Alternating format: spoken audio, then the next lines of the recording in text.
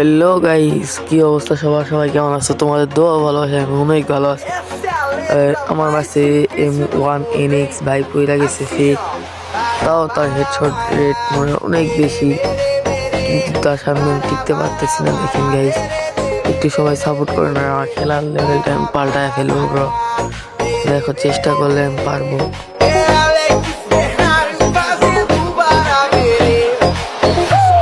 Assim, ó.